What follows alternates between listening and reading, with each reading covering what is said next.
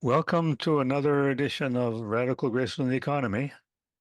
It's a video podcast stored on YouTube in which we discuss a Franciscan and also an indigenous approach to economics and how it is different from the mainstream, from the standard approach. And it's loosely based on a workbook called Radical Grace and the Economy, which I wrote myself. And I find someone like our next guest making great contributions to the very ideas that I was trying to put into that workbook. I'm Gary Russell from Winnipeg, Manitoba, Canada, and my co-host is Jyoti Knoll from where, Jyoti? Yeah, thank you, Gary. It's a pleasure to be here. And my name is Joel Dino. I'm a simple, humble parish priest in Paradise, Newfoundland. And I'm just joining you as, Jody Public. Well, why don't you introduce our guests since you're the one who initially invited them? Well, yeah, I just want to say we're delighted during this podcast to have Ken Norian, a fellow Franciscan and friend for some time. And we're delighted that Ken has joined us. And he is more than ready, willing, and able to talk about economics and our Franciscan spirituality. So, welcome, Ken. Thanks, folks. So, what do Thanks. we I need have, to know have, about you? an eclectic background, so I've got Right. kind of two parallel paths in my life. One is a spiritual path where I've served as Minister Provincial for the Americas in the Third Order Society of St. Francis. I've served as Minister General worldwide. The only Minister General, by the way, never to be ordained as either a priest or a bishop. So it's kind of interesting. And so there's a strong thread of spirituality that runs through everything I've done in life. But I've made my vocation, my career, working in business. And for the past 30 years, I've worked with what started out as Reuters, then Thomson Reuters, then Refinitiv, and now we're part of the London Stock Exchange Group. So literally working with traders and technology professionals on Wall Street. And so I have an interesting perspective on spirituality coming from the business side and on business coming from the spiritual side. So, and sometimes they're at odds with each other. Often they're at odds with each other because, Franciscans are supposed to be embracing poverty and simplicity and egalitarianism. And with the folks that I interact with on a daily basis, it's a pure profit motive and it's to maximize stockholder equity. So it may be a little bit schizophrenic. I don't know. It's kind of like, it's a tug of war that I've been dealing with for a good chunk of my life. So that's a little bit Well, of my background. this is what I find intriguing here because I come from a labor union background, and less just in the sense that that word comes from the old French kings and the common people sat to the left of the king. So I come from the labor union background, and Ken comes from the corporate sector background. And yet I find we have an enormous amount in common. So I'm fascinated to hear how you're going to articulate that. Gary, that we do have a lot in common is that in addition to coming from that side of the space from an economic point of view, one of my heroes is Pete Seeger, who was obviously very instrumental in labor. So ever since I was a kid, I resonated to that as well. And he played a good banjo. So we were talking about maybe you could readily begin with sort of an overview of how you approach economic issues from the perspective of your unique experience. Yeah, so I mean, it's been a long time since I took economics courses back in the 80s, but the fundamentals are pretty simple. The economies in the world that are not not communistic or socialistic are typically in some form or another capitalistic. And even some of the communist countries are embracing capitalism in bits and pieces, in China, for example. So we talk about capitalism being based on a free market, and I put free market in quotes, because the free market theoretically should have its checks and balances and benefit everyone equally. Problem is there's no such thing as a free market. It just doesn't exist. Free markets can't exist without some form of regulation. It's usually a government, and the governments create rules that guide the free market.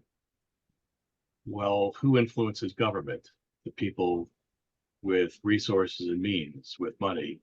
And they're going to typically influence government to create the framework for that free market that benefits them. So you get into this spiral where supply and demand, in theory, work out, but in practice, they don't. And it's theoretically the free market, you have governments that don't impose too much control, but the governments are actually the creators of the free market. And that's always been kind of an enigma for me, that there are people who believe that government intervention distorts markets and so reduces their efficiency.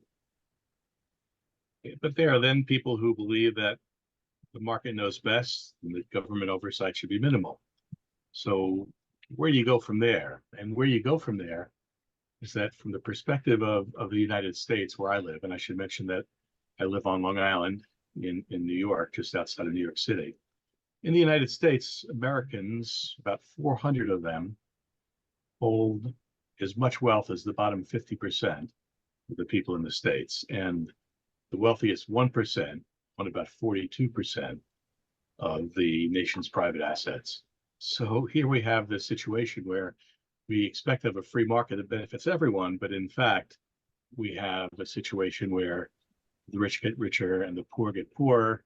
And if you did charts and graphs, you'd see that that gap is just increasing all the time. So where do we go with that? I mean, it's taught in almost all in every introductory course in economics. It's found its way into our public discourse.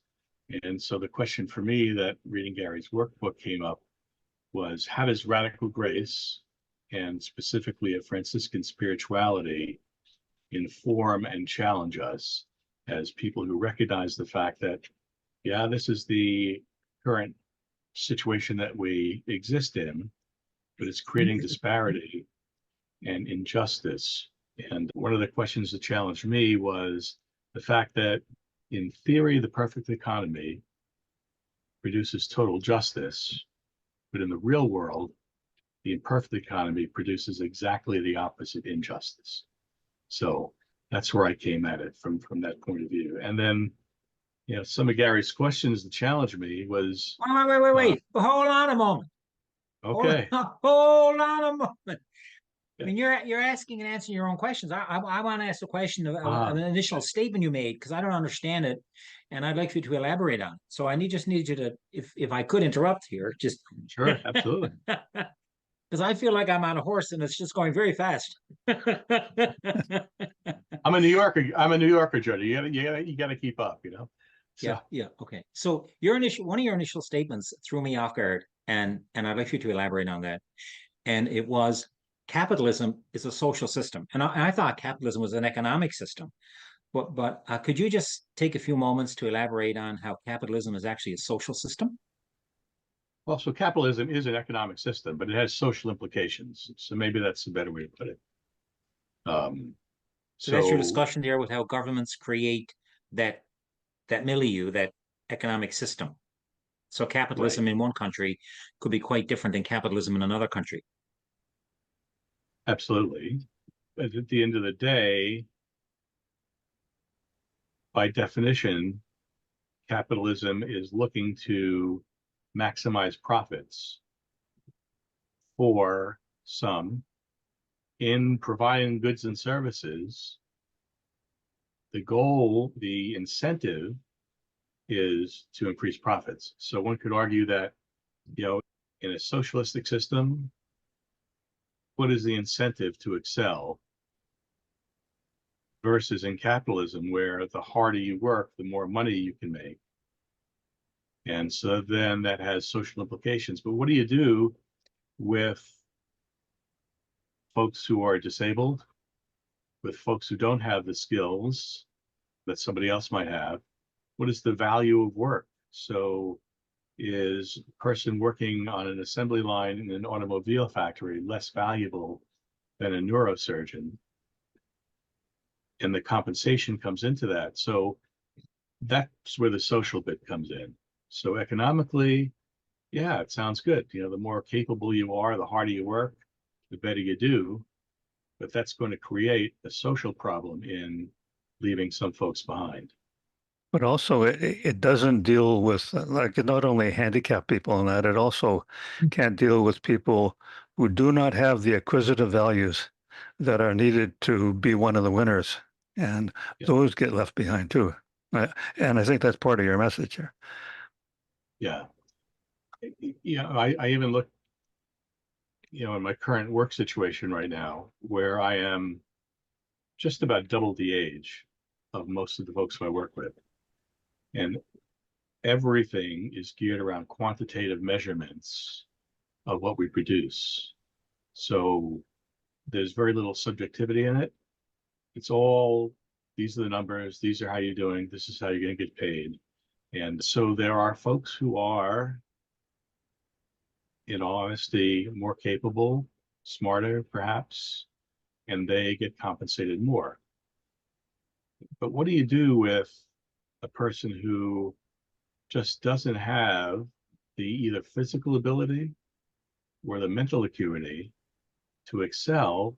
What happens to those folks? What I've seen happen to them is that other people tend to take advantage of them. And from a spiritual perspective, in general, from a Franciscan perspective, specifically, that's just wrong. And economics can't really address that because in a pure economic sense, it's with money, and they're going to typically influence government to create the framework for that free market that benefits them. So you get into this spiral where supply and demand, in theory, work out, but in practice, they don't. And it's theoretically in a free market, you have governments that don't impose too much control, but the governments are actually the creators of the free market, and that's always been kind of an enigma for me. That there are people who believe that government intervention distorts markets and so reduces their efficiency, but there are then people who believe that the market knows best and that government oversight should be minimal. So where do you go from there? And where you go from there is that from the perspective of the United States, where I live, and I should mention that I live on Long Island in New York, just outside of New York City. In the United States, Americans, about 400 of them, hold as much wealth as the bottom 50% of the people in the States. And the wealthiest 1% own about 42% of the nation's private assets. So here we have this situation where we expect to have a free market that benefits everyone, but in fact, we have a situation where the rich get richer and the poor get poorer. And if you did charts and graphs, you'd see that gap is just increasing over time. So where do we go with that? I mean, it's taught in almost all in every introductory course in economics. It's found its way into our public discourse. And so the question for me that reading Gary's workbook came up was, how does radical grace and specifically a Franciscan spirituality inform and challenge us as people who recognize the fact that, yeah, this is the current situation that we exist in, but it's creating disparity and injustice. And one of the questions that challenged me was the fact that, in theory, the perfect economy produces total justice, but in the real world, the imperfect economy produces exactly the opposite injustice. So that's where I came at it from that point of view. And then, some of Gary's questions that challenged me was, wait. Hold on a moment. Okay. Hold on a moment.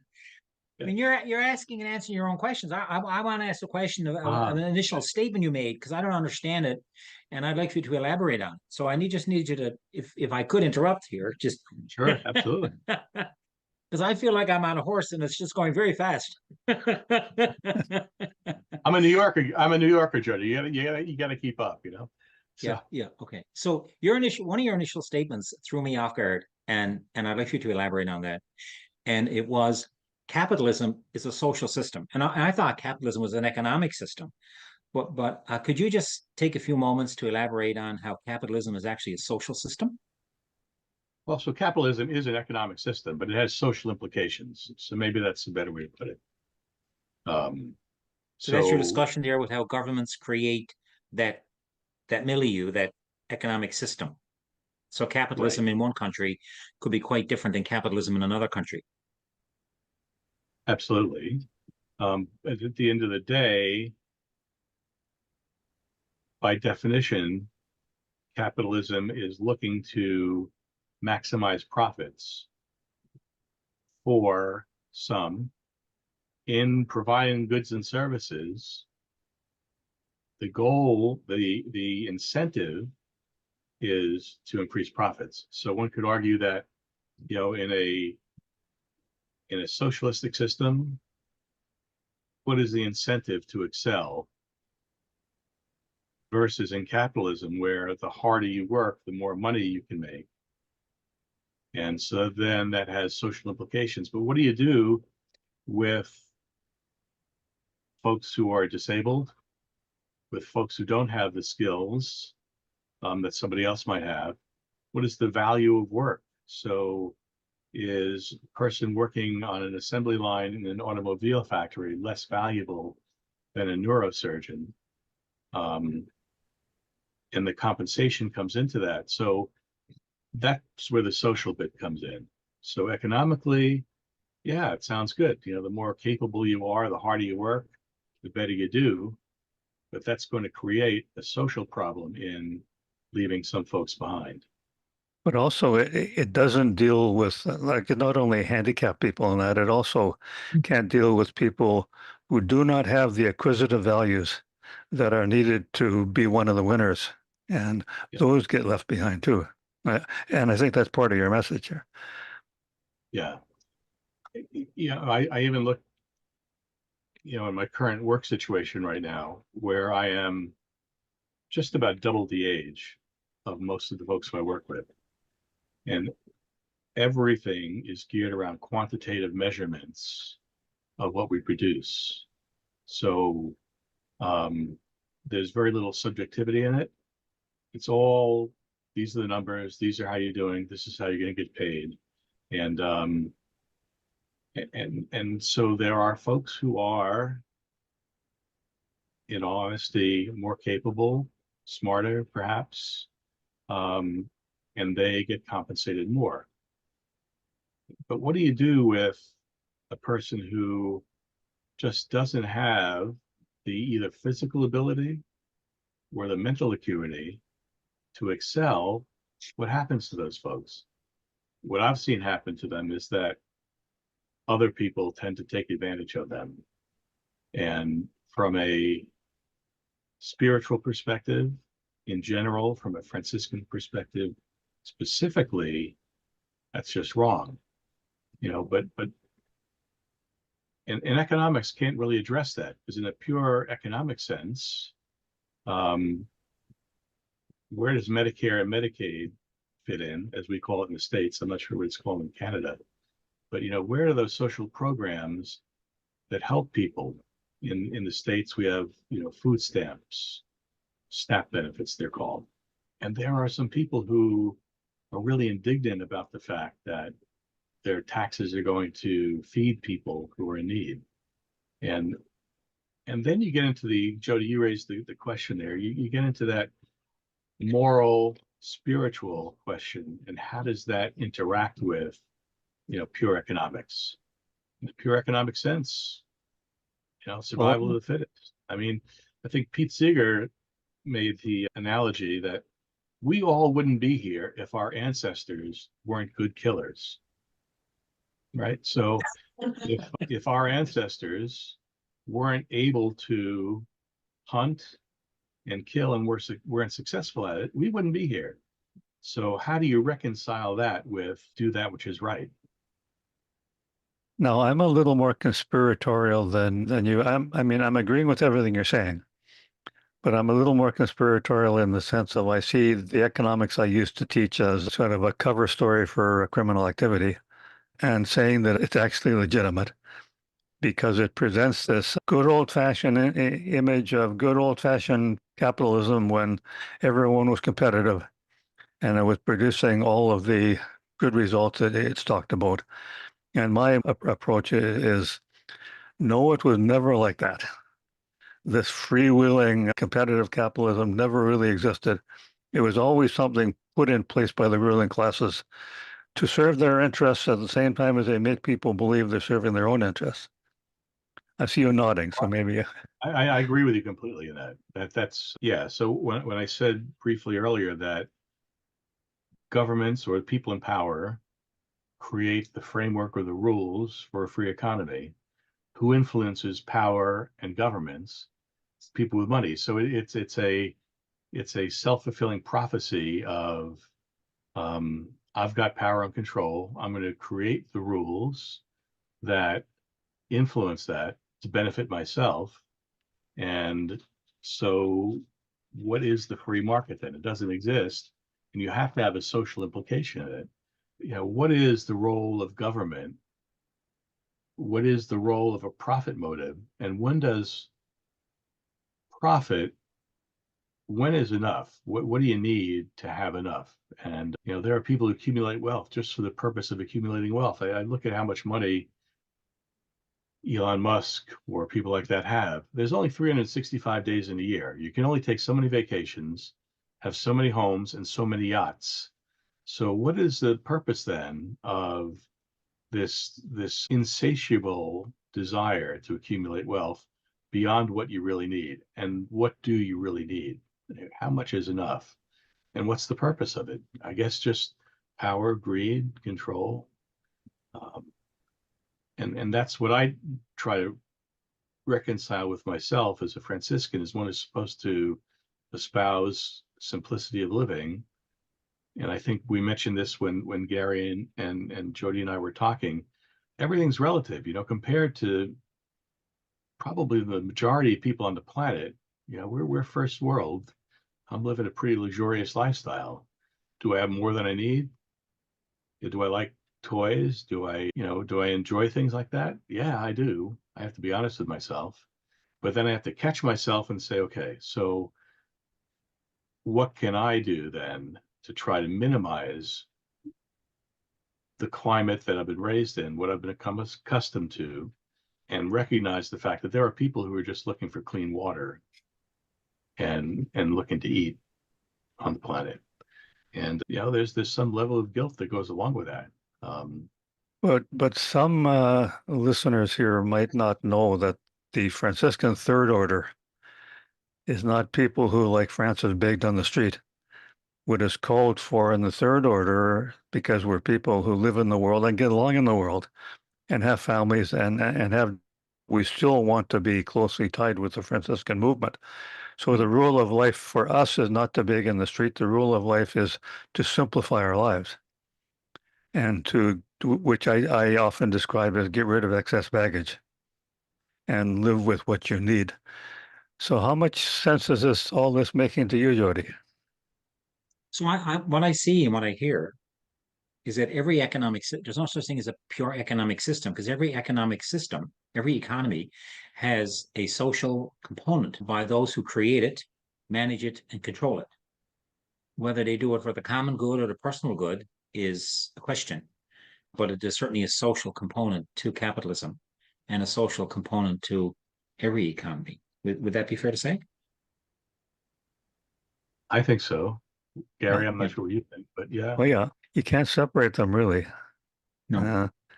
What economics tries to do is separate itself out into what it considers to be an objective science, separate from all morality. We don't talk about morality. We only talk about what's going to work.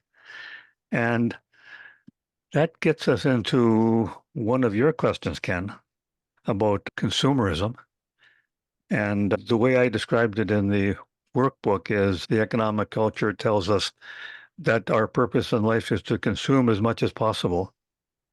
Not quite accurate. To consume as much as to get the maximum possible satisfaction, which they call utility. And that in economics is the only purpose of life. And my contention to that was, no, the purpose of life is not to have stuff. The purpose of life is to do stuff. And the real purpose of life is to have a calling and to pursue that calling, which we'll call vocation, although vocation is a tricky word. Your question, We'll call it my livelihood. Yeah, that's livelihood. Your question, which is a better version of a similar question I had in the workbook, is how has the ethic of consumption conquered the ethic of vocation? That's a good question. I'd like to hear the answer to that. So, Ken, you're on. before we started the podcast. I made this little joke, and I saw Jody laugh at it, but it's a sign that I have hanging. It says, "We buy what we don't need with money we don't have to impress people we don't like." And that really is true. I mean, credit card debt has skyrocketed. So people are buying things with money that they don't have. So that's bizarre when you think about it. It's almost like a person who has an insatiable appetite, who just can't ever get enough. And so there's this need in first world countries, let's say, and situations that I'm in, where people are always trying to impress someone else more. And so, I think about when I grew up, we'd have a family barbecue, and it was really simple. There'd be a couple hamburgers or hot dogs on the grill. My father would be drinking some cheap beer with his friends, and everyone was pretty happy. Now, when you have a barbecue at somebody's house, everyone's got, oh man, I have to have the filet mignon, I have to have the chicken, I have to have the this, the that, and serve fancy beers. And like, why? So there's become this need to go beyond what we actually need to satisfy us. And we're appealing to some image. And that's really created by advertising, by the society we live in, by culture. I was looking at a TV commercial just last night about hair growth products. That's obviously not something that I have to worry too much about.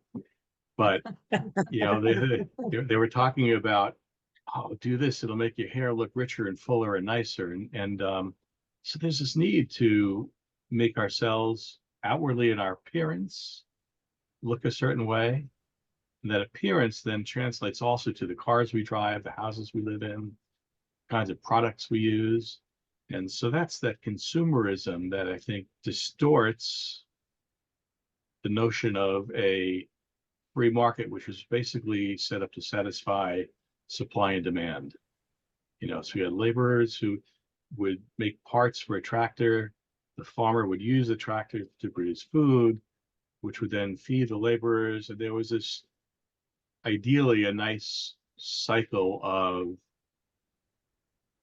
mutual self-reliance. That's really changed now, where there's been introduced to our society this need for something that's just never going to be attained. So my question, which is your question in the document you sent us to discuss this, my question and your question was, how did they pull that off? How did we get turned into total consumption junkies, such that that's our only value in life, or at least too many people? How did that happen? I guess to a large degree, it's to some degree, I wouldn't say to a large degree. It's media plays a big role in that. So there's always been advertising in one way, shape, or form. In pre-TV radio days, it might have been billboards. I got a journal on eBay for the 1964 World's Fair held in New York City. And I got a kick out of reading some of the advertisements, but they were just print advertisements in this little brochure. But now we've been bombarded, not only on radio, which people may or may not listen to anymore, television, which is, in terms of broadcast TV, fading, but streaming services. You can't go on YouTube or Instagram or Facebook or anything else without being deluged with advertising and commercials to titillate your need for something more than you have. And I think that's a part of it. I think back, if we're happier now as a society than we were when I grew up, and I ask people to work this question, So do you really think you're happier now than your parents were? And the answer is usually no, because there's become such a desire to strive for something that's just, it's like trying to catch that brass ring. It's just unattainable. You're never going to get there, but you're going to keep trying to reach it. As opposed to my parents, they were relatively content, you know?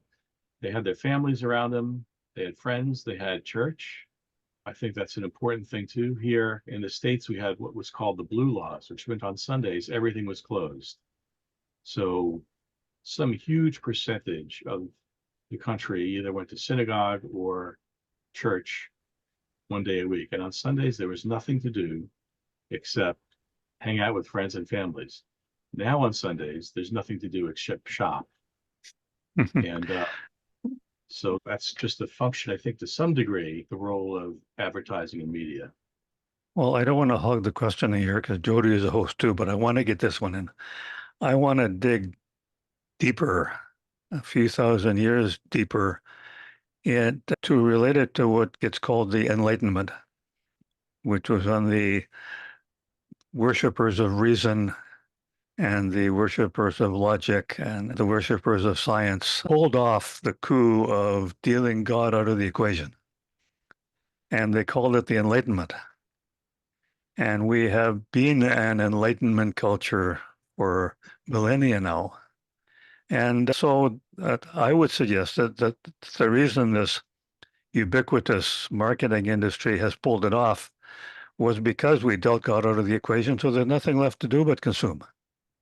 Given that Gary describes this as a growth, is it a growth, Ken, or a spiral? Like, are we just spiraling out of control? Is it a systemic thing now? I mean, is it what is that? Like, what you described, how early barbecue now, that whole, and that change in your lifetime, and no doubt Gary has seen that as well. I'm just curious, is that a spiral now that's pretty embedded, or is it possible to, step off that train? Yeah, one of the questions that Gary had in his workbook was, can we really turn the corner? And can a culture that's been ruined by consumerism turn around? Boy, Gary and Jody, I don't see how. But what I can see is pockets of individuals or groups like the Third Order Society of St. Francis trying to make folks aware of an alternative. So, sometimes it just seems so overwhelming that you just want to throw up your hands. And I'm reminded of a saying that I believe was a religious group, Roman Catholic religious group called the Christophers used to always use. And they said, it's better to light one candle than to curse the darkness. So to the extent that I'm able, I would like to try to suggest to people that there's a third way. You talk about the reactions of fight or flight, but the third bit of that is fight, flight, or freeze, where you just do nothing. And that's even worse than fighting or running away, because you just freeze and you say, I give up. I'm just not going to even try.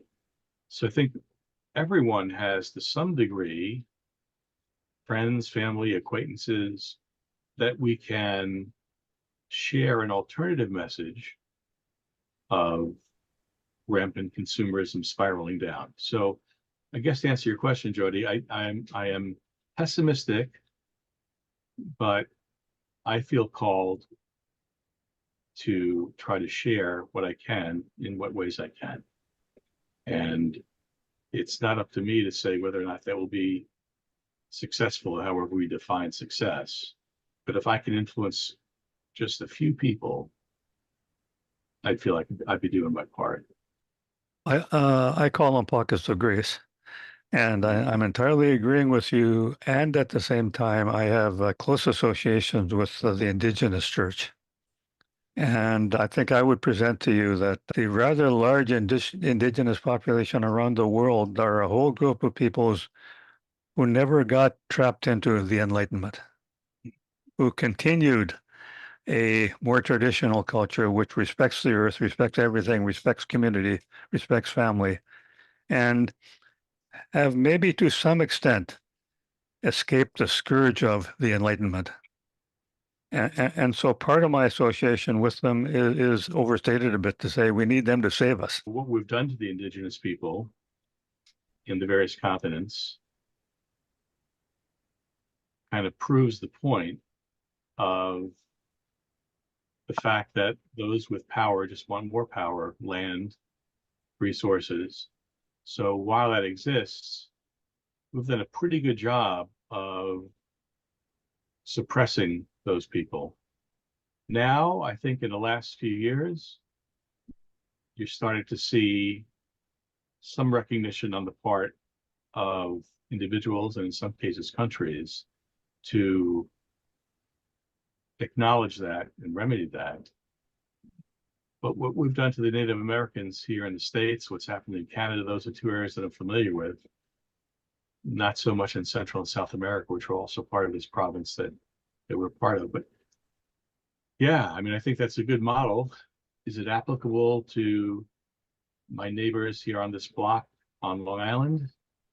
Well, that's an uphill battle. That's a challenge. And I could get discouraged by that, or just say, you know, I'm going to do whatever I can to where I can to talk to people and share with them. And yes, use indigenous examples of what can be. Well, in the early New Testament, you know, the book of Acts, there's something that a lot of folks don't want to talk about. The believers all held everything in common and shared what they had. That really freaks out some of the evangelicals in the country I live in who are supporting this rampant consumerism and capitalism. And I got what's mine. I don't want to share with anybody else. I worked hard for it. And then you can point back to the early believers and say how they lived. And can we get there, Gary? Jody, I don't know. But So, well, I'm just curious, do you think the present climate crisis and all that comes with that, is it possible that may encourage a pause on some parts of our consumer-oriented culture? well, here in the United States, we'll find out a lot about the answer to that question in November. Is it drill, baby, drill? As you know, Okay. so I mean, there are a lot of folks who are saying, yeah, the heck with the climate. I don't climate deniers. And so that will be kind of an acid test to see where, at least in the United States, the answer to your question, I think. There are roughly half the country who just live for today. And coal is great, oil is great. The fact that we can produce jobs by creating technologies and using technologies that are green technologies, there are a lot of folks who just don't want to hear that. One of your earlier comments reminded me of a radio station I listened to here in Canada, in British Columbia, in Salish country, called The Frog Radio. If you want to check thefrogradio.com. But their most constant slogan between every second song that they play is "We are still here." Mm. And so I mean, I have some indigenous blood, but not enough to be part of that movement. But my response is to say, "Damn it, I'm here with you." So Element of do we keep talking about that God created all of it, that God loves all of it, that God loves all of us? Will that give us pause if we keep harping on a message? I call it a conservative message, but it's not conservative right wing. It's conservative that God created all of it. We all matter. God loves all of it, and God loves everyone. I think that's the true conservative message, but it's not the right wing, message. But it's just, where do we speak from? In our society that Jody, myself, and Gary are part of, we have something that we call our daily community obedience. And today we're recording this on a Thursday. And one of the prayers for Thursday is, Lord, without you our labor is wasted. With you all where we can find strength. Give your labors a pure intention, patient faith. And this is the line I love: sufficient success on earth. So what is sufficient success on earth? And I've reflected on that many times over the last few years. Boy, give us sufficient success on earth. And that's kind of like people say, Ken, how you doing? And my answer is reasonably well, because that kind of covers it. What is sufficient success? And that's something that I've spent a lot of time thinking about. It might not be sufficient for somebody else, and would be more than sufficient for somebody else. That leads to another one of the questions that you also raised in your response to what I've written. One of the major rules that we Franciscans live by, rule of life, and it's in 9 parts. I'm not sure if it's part number 2 or part number 3, self-denial. And it's the recognition that the only way to find the joy of being with God is through self-denial, through getting rid of all the excess baggage that stands in the way of walking the path of God and walking the path of Jesus. But self-denial is a hard sell. How are we going to sell to ordinary people in both your country and my country? You have to be wanting less. Can that be done through what is becoming popular, the sort of simplification movement? Should that be our entry into getting people to appreciate the joy of self-denial? I have to be honest and say self-denial has been a challenge for me. We all have to report regularly to someone on how we're doing spiritually and how we're keeping our rule of life. And self-denial is always one that I personally find challenging, even for myself. So I think Gary raised the question and or framed it in a way that you called self-indulgence. I think you mentioned somewhere in the workbook, right? So I am overweight, so why do I keep eating? And that's a very simplification of self-denial. It would be easy to go on a diet and drop 20, 30 pounds, but it's not so easy. So how do you then translate that into other aspects of our lives? What do we give up? Why are we so attracted to things? Is it part of human nature? Why do people crave alcohol, salt, sugar, and fat, right? Because they taste good. They do happy things for us. And part of that could be rooted in, what we are as human beings and whatnot. But it's carried on. So we're just attracted to things in a lot of ways that aren't healthy for us. That's self-indulgence. And we're Franciscans. It's supposed to be easy for us. And yet it's hard. So how are ordinary citizens going to respond to that? I think what I try to communicate to those people who I encounter is that if you stopped trying to grasp something that you're never going to be able to grasp, that you could just then relax and say, okay, you know what? I'm really content now. I really have enough. And I can relieve myself of this need to continue to consume and to engage in behavior that is not only self-destructive, but not good for others as well. And they go hand in hand then. Because if you could simplify your life to some degree, be satisfied with a little bit less, you'd probably be healthier and happier. And in doing that, be able to then help other folks as well, make society a better place. Now, when I was a novice, I had to report monthly to my formation counselor, and I was reporting on my failures in achieving self-denial, some successes, some failures, but I wasn't satisfied with what I was doing. And she then came back at me with the question, it was back and forth emails we were doing, came back at me with the question, but are you finding joy in it? And that had never occurred to me, joy in self-denial. And yet, as soon as I heard it, I understood it. And had to say, well, partially yes, partially no. But that started me, my formation period. I call a transformation period, because it really was very transformative for me. And that was one of the transformations. There is joy to be found in in self-denial, which clears the way for you to walk with God and with Francis. Man. The other thing that I've also used in my personal life and with other people is to be realistic about the bar that you set. So if you think of a pole vaulter who is able to consistently clear the pole at a certain height, if that pole vaulter then raises the bar too far, too fast, they're going to continually fail and get discouraged. So the trick for a pole vaulter is to move that bar up little by little by little. And so you move it up 2-3 inches. Now you might miss it half the time, but in time you'll be able to do that.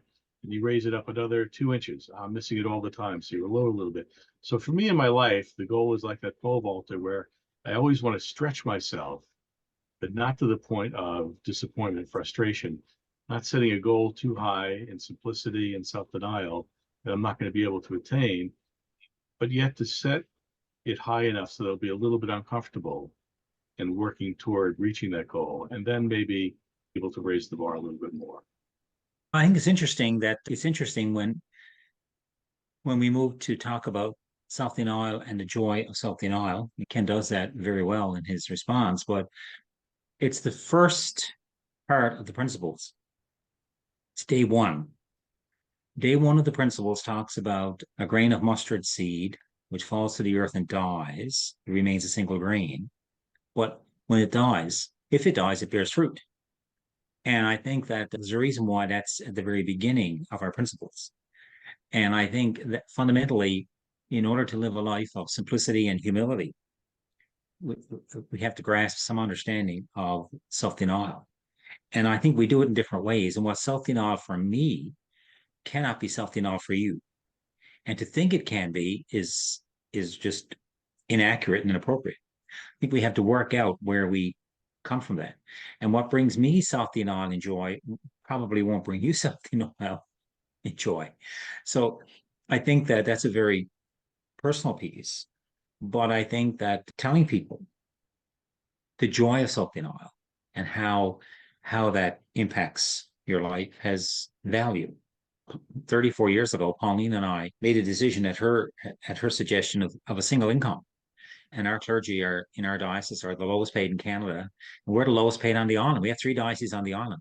So we said how we're going to have to change our lifestyle and do without quite a bit because she was making as much or more than I was. But we thought we would turn that because she wanted to be a better parent.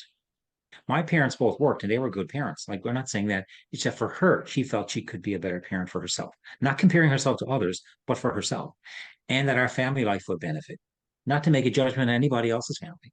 And we have found that to be very good. Our 3 children, we made a commitment that they would have what they needed and that we would help them to graduate from university with a first degree with no debt or something similar, a college or whatever. And we did that.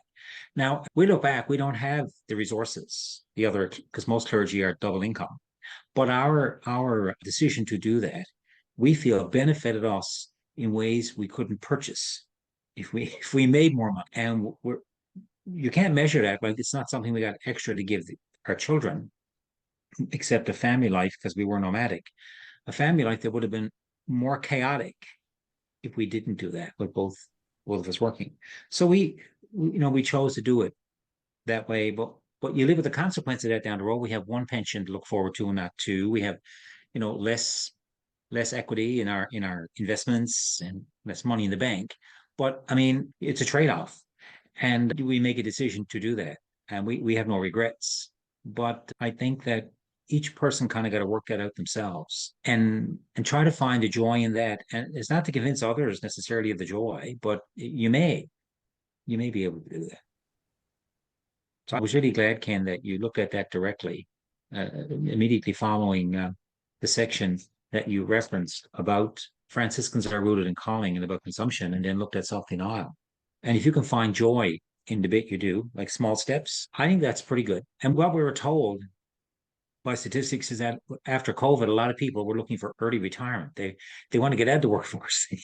COVID taught people something, and it's not going to last. I mean, it won't be a lasting teaching, but it did teach people something about employment and joy, I think. Oh, I'm thinking of from Scripture, Christ saying, "Render unto Caesar the things that are Caesar's, and render to God the things that are Yeah, God's." I may have preached And on that. I'm not sure. I'm not really you sure may, what to do with that. St. Paul said, "The good that I would that I not do, the evil that I would not, that I do." I can yeah. relate to that. Yeah. But what I was getting to is part of the message there was, you're not going to fix Caesar. Don't go about trying to fix Caesar. You do what Ken was talking about, and what I call create pockets of grace, and and find a way to live according to the godly life that you can in those pockets of grace. And this is a pocket. My parish is a pocket of grace, and I used to be a fix the world person, and I backed off from that because I'm not going to do it. But I also, well, I read Richard Rohr, who's probably the best known contemporary Franciscan, and one of his main concepts I drew was the false self and the true self. The false self is me trying to be me without God, and the true self is me trying to be me through God, and that we're all addicted to this false self. And we're not going to get many people off the false self, but the struggle is to get me off my false self. How much are you living your true self, Ken? And in doing that, you have the opportunity then to influence others. Mm-hmm. So I've been blessed with lots of opportunities to be just a witness and example in my lifestyle. And it's like, I'm pretty happy where I'm at, and I really don't need anything more. And they're like, "Oh, Ken, that's really cool.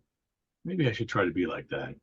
So, just by living our lives, the people we encounter, being a witness, um, is important. So are you living your true self, Jody? Well, based on my interpretation of what that is, I always have been. I mean, what do you do with that? I don't know. There's probably moments when I may not be, but I always try to figure that out. And I'm a social being and very much involved in a social dynamic in my work. So it puts me in a particular role. There's a stereotype, there's expectations, there's unreasonable stereotypes and expectations. So I function within all of that. How I function, I don't know. I mean, I sleep at night, so Hmm. and I realize that what I do is what I can do and not what a perfect person does, a perfect Christian does. You know, Jesus came and died for that, all that. So I don't have to pretend to be that. So I just had to work at being myself. And probably comes in waves, it's highs and lows. Like there's been good days and there's been bad days. But I just think compassion and sense of humor is part of that joy. And I mean compassion for yourself and the sense of humor for yourself, not to take yourself too seriously. Because I joke with Ken how I have to wear a shirt with a collar because I have no neck. I'm a big guy too, and I don't have a neck. My head is just placed on my shoulders without a neck, and so I had to wear collared shirts. And Ken is wearing a t-shirt today, right? Which is beautiful. Yeah. Anyway, So, yeah, so this has both of been you great. guys, both of you are ordained guys. I'm not. I'm the layperson here. So I I'm not never, ordained either. oh, you're No, I'm not not ordained ordained. either. Okay, No. good. So we can gang up on Well, Jody. I am, but in a many, many years ago in a non-denominational church. This is something a lot of people don't even know but yeah, I was ordained decades ago and still maintain it, although I don't use it in the Anglican tradition. But every so often, I'm called to officiate a wedding or do something like that, and I'm sure a bishop wouldn't approve, but that's okay. Ken, I want to thank you for this opportunity to chat about these topics from your perspective today, and I thoroughly enjoyed them. I don't think we've exhausted discussions, but you certainly introduced some concepts and thoughts that I found very, very interesting and thoughtful. I will think about them for a while. Thank you. And I am wanting to invite Ken to collaborate with me on future revisions of the workbook. I think it's up to version 4.2 right now. And I am the kind of self-critical guy. I'm never satisfied So with. when I, so if you're going to undertake a revision, I have an opinion about it. Go ahead. I'm a teacher. That's my first profession. I taught school. And in many ways, that has served me well as a parish priest because I've had a teaching ministry and I still am involved in teaching ministry. I think if you revive your workbook, you need to clearly and intentionally set it up so that you could have learning modules on sections and so that we can take it to the fellowships. So in an hour's meeting, we can look at a topic, or an hour and a half's meeting, look at a topic clearly and succinctly. So you got, and even if you do up just 2 modules at a time, or make set up so it's modular, so it's easy. Someone like me has no academic understanding of economics or money or whatever can take it and work through some of these discussions. I think if you two could do that, we as an order and the fellowships would benefit from some reflection about that. I would say, because right now Gary's workbook is 36 pages, and if I were to take that as a convener with no understanding of that, I wouldn't know what to do with it. But if we even had a couple of modules come from it, dealing with basic understanding of money or self-denial or some aspect of that, I think there's benefits there for us to get the average Franciscan more interested in talking about that, and in so doing, transform their lives a bit more towards simplicity, self-denial, joy. I think there's potential there. I think there's more potential there. I mean, it is very good, and the questions are great, but I just wonder if you're going to revise it, if you have that in mind. well, I want to change you from saying you two to saying we three. No, I have enough work as no, I have enough work as it is. I'm just cluing up my term as a convener in our fellowship, and I'm hoping someone else will take over. And that needs to happen. Charlie has given me a few things to do as assistant minister provincial, which is fine. But we need to. I need to say that as a teacher. And Susan Pitchford is doing it now, creating these modules, with lifelong learning. But you two around economics and money and those concepts around business are coming from an informed and learned perspective that I think we could benefit from in some way. And I just think you two should do that. Oh yeah, so that's why I'm inviting Ken to participate, because I never wanted it to be just me. And No, but Ken has a wealth of business knowledge, and with that comes understanding of people and all of that piece. And I think that could be very helpful. absolutely. For And that just myself, came to me. That just came to me, Ken. I didn't have this as an idea beforehand. It just evolved as you spoke. I thought, whoa, if we could capture some of Gary's and your understanding and enthusiasm, we could create something that could be reflective of the passion you have. I come from a background of writing for people on the shop floor. I worked for the labor movement. I had to interpret economic policy that people on the shop floor were going to understand. So I spent a long time trying to hone that skill, and that's what I'm trying to put to use. And then, Ken, you have this experience of working with the other sector, the corporate sector, and I want to make them, or we want to make them understand what we're putting together too. So yeah, good combination. Well, I thank you both for being part of this, and we'll end it now. And I'll welcome viewers and listeners to come back next time you see another listing on the podcast page, and we'll do it again. What is our podcast page? Podcast.radicalgrace.ca. All right. That's where it is. Yeah. Okay. Anyway. So thank you and goodbye. See you guys. See you.